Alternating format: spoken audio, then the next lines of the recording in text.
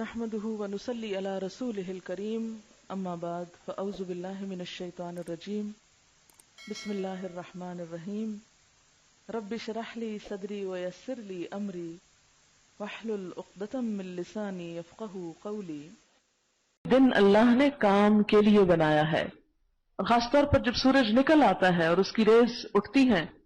تو انسان اس وقت جب سونے کی کوشش کرتا ہے تو فطرت کے خلاف لڑ رہا ہوتا ہے۔ جب وہ فطرت کے خلاف جاتا ہے تو اس کا نتیجہ اس کے دل، دماغ، صحت، ہر چیز کے اوپر پڑتا ہے، اس کے رنگ، اس کی شکل، اس کی پوری ایکٹیویٹی پر۔ صبح کے وقت میں خاص طور پر اللہ تعالیٰ نے برکت ڈالی۔ نبی صلی اللہ علیہ وسلم نے ان لوگوں کے لیے دعا کی ہے کہ جو صبح کے وقت جاگیں۔ آپ صلی اللہ علیہ وسلم نے فرمایا اللہم بارک لامتی فی بکورہا، اے اللہ میری امت کی صبح میں برکت ڈال دے۔ نبی صلی اللہ علیہ وسلم کبھی کبھی دن کو استراحت کرتے، جس کے بارے میں قیلولہ کا لفظ آتا ہے، وَمِنْ آیَاتِهِ مَنَامُكُمْ بِاللَّيْلِ وَالنَّهَارِ، اور اس کی نشانیوں میں سے تمہارا سونا رات اور دن کے وقت۔ رات کو سونا تو سونا ہے اور دن کا سونا قیلولہ ہے، یہ صبح کا سونا مراد نہیں ہے جس کے ہم سب عادی ہیں۔ حضرت عبداللہ بن عباس نے دن کے سونے خصوصاً چاشت کے وقت سونے کو ناپسند کیا، اپنے بیٹے کو اس سے بچنے کی تاکید کرتے تھے، اور وہ کہا کرتے تھے کہ دوپہر کے سوا دن کے کسی حصے میں نہیں سونا چاہیے، مگر قیلولہ دوپہر کا کھانا کھا کر سونے کا نام نہیں ہے، قیلولہ دوپہر کے مجرد آرام کا نام ہے۔ اور آپ صلی اللہ علیہ وسلم کا قیلولہ کئی گھنٹوں پر مشتمل نہیں ہوتا تھا، چند منٹوں پر مشتمل ہوتا تھا، کیونکہ عموماً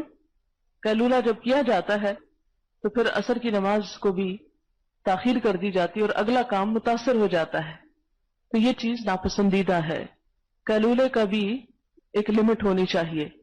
اور اگر کچھ نہیں تو خاموشی سے اگر 15-20 منٹ بھی انسان لیٹ جائے تو اس سے بھی انسان نئے سرے سے تازہ دم ہو کر مزید بہتر کام کر سکتا ہے۔ لیکن یہ خاص طور پر ہمارے گرم ممالک کی ضرورت ہے کہ دوپہر کی گرمی سے بچنے کے لیے انسان اپنے گھونسلے میں دبک جائے اور تھوڑی دیر قیلولہ کرے۔ لیکن اگر ہم اپنے جدید دور کے جو ذرائع ہیں ان سے کام لے کے اگر اپنے انوائرنمنٹ کو بہتر بنا لیں تو ہمیں اس کی ضرورت کم ہوگی، کیونکہ دن کا جو میجر حصہ کام کا ہوتا ہے وہ پھر ہم محض کھانے کے بعد آرام کے بعد چائے، اور چائے کے بعد بس پھر ایسے ہی وہ دن سلپ ہو جاتا ہے ہاتھ سے۔ آپ صلی اللہ علیہ وسلم نے کھانا کھاتے ہی سونے سے منع فرمایا ہے، یعنی فوراً کھانا کھا کے لیٹنے سے منع فرمایا ہے، اور فرمایا کہ یہ دل میں قساوت اور سختی پیدا کرتا ہے، یعنی غفلت پیدا ہوتی ہے اس سے، دل میں تو بیماریاں بھی پیدا ہوتی ہیں۔ اگر ہمارے کھانے اور نیند کے انداز درست ہو جائیں تو ہمارے کام کرنے کی رفتار کئی گنا زیادہ بڑھ جائے۔ ہمارا ان دونوں چیزوں کا جو انداز ہے وہ درست نہیں، اوقات کے اعتبار سے بھی پابندی نہیں، اور اسی طرح جو کوانٹٹی ہم لیتے ہیں یا اس کے اندر جو چیز ہم استعمال کرتے ہیں وہ درست نہیں۔ اس کے نتیجہ کیا ہوتا ہے کہ جب سونے کا وقت نہیں ہوتا تو ہم سو رہے ہوتے ہیں، جب سونے کا وقت ہوتا ہے ہم جاگ رہے ہوتے ہیں، اور مسلسل ایک ایسی کیفیت کا شکار ہوتے ہیں کہ جس سے